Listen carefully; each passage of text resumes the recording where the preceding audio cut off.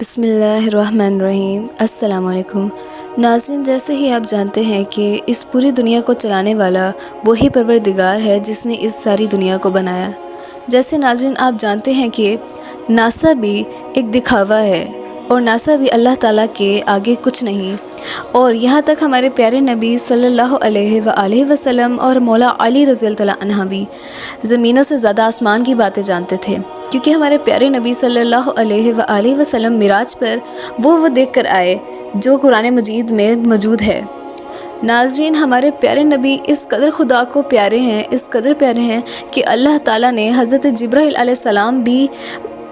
سدرۃ المنتہا جو آسمان کا ایک بہت بڑا درخت ہے اس کے آگے وہ بھی رک جاتے ہیں، اور وہ فرماتے ہیں کہ اگر میں اس سے آگے گیا تو جل جاؤں گا، اور ہمارے پیارے نبی صلی اللہ علیہ وآلہ وسلم کو فرماتے ہیں کہ یا رسول اللہ آپ جائیں، میں نہیں جا سکتا، اگر میں جاؤں گا تو جل جاؤں گا۔ ناظرین، اس سے اندازہ ہوتا ہے کہ ہمارے پیارے نبی اس دنیا سے زیادہ وہاں کی باتیں بھی جانتے ہیں اور اس دنیا کی بھی، کیونکہ اللہ نے ان کو ہمارے لیے ایک دین، ایک تعلیمات بنا کر بھیجا، ایک رحمت للعالمین بنا کر بھیجا جو ہمیں ہدایت دے سکیں۔ ناظرین، میں یقین کرتی ہوں آپ کو یہ واقعہ ضرور پسند آئے گا اور اس سے بہت کچھ سیکھنے کو ملے گا۔ اس سے پہلے آپ میرے چینل پر نئے ہیں تو میری آپ سے گزارش ہے کہ پلیز سبسکرائب کر دیجئے۔ بے شک عطا کرنے والی اللہ کی ذات ہے، وسیلہ آپ لوگ ہوں گے، اور دعاؤں میں یاد رکھیے مجھے بہت محبت شفقت ہے، آپ کا بہت شکریہ۔ اب میں آپ سے پورا واقعہ بیان کرتی ہوں، میری پوری ویڈیو کو ضرور دیکھیے گا، یہ بہت ہی پیاری ہے۔ نبی پاک صلی اللہ علیہ وآلہ وسلم نے صحابی رضی اللہ عنہ کو آسمان پہ موجود ستاروں کے بارے میں بتایا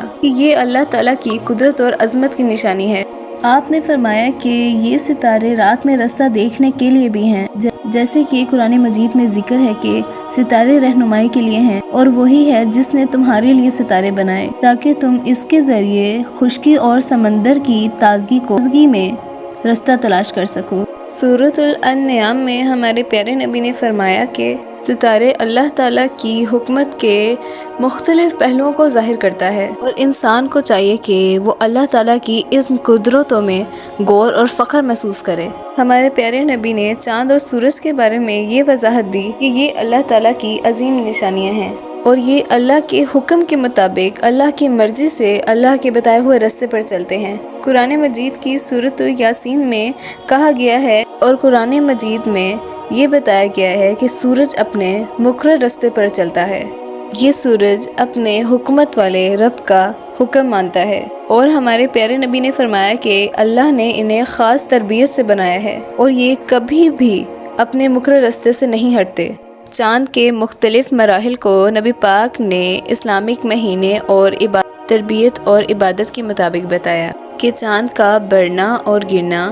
اللہ کی طرف سے وقت کا اندازہ لگانے کے لیے ہے، جیسے کہ سورۃ یوسف کی آیت نمبر 5 میں اللہ تعالیٰ فرماتے ہیں کہ وہی ہے جس نے سورج کو روشنی دی اور چاند کو نور بنایا اور چاند کی منزل مقرر کی تاکہ تم سالوں کی گنتی اور حساب معلوم کر سکو۔ قرآن مجید کی آیت اور نبی پاک کے ارشاد کے مطابق اللہ تعالیٰ نے آسمان اور زمین کو بغیر کسی سنتوں کے قائم کیا ہے، جو کہ اللہ کی بہت بڑی قدرت، یہ ایک بہت بڑی عظیم نشانی ہے، اور آپ صلی اللہ علیہ وآلہ وسلم نے اس بات کی تاکید کی کہ کائنات اللہ تعالیٰ کی قدرت اور رحمت کو ظاہر کرتی ہے۔ اور سورہ ملک میں اللہ فرماتے ہیں، کیا تم نے اوپر والے آسمان کو نہیں دیکھا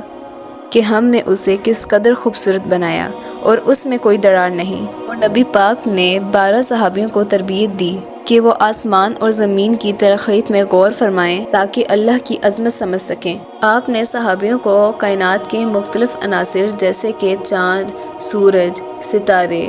اور آسمان کے دیگر سیاروں میں غور فکر کی دعوت دی، اور آپ نے فرمایا کہ یہ سب کچھ اللہ کی نشانیاں ہیں، اور یہ بھی فرمایا کہ انسان کو چاہیے کہ وہ ان چیزوں میں غور کر کے اللہ کے قریب ہو۔ ناظرین، میں امید کرتی ہوں آپ کو یہ واقعہ بہت پسند آئے ہوگا، بہت اچھا لگا ہوگا، یقین کرتی ہوں، امید کرتی ہوں، دعاؤں میں یاد رکھیے گا۔ خدا حافظ۔ میرے چینل کو سبسکرائب کیجیے گا، میری ویڈیوز کو آگے پہنچائے گا تاکہ دیگر لوگ میری ویڈیوز کو دیکھ سکیں۔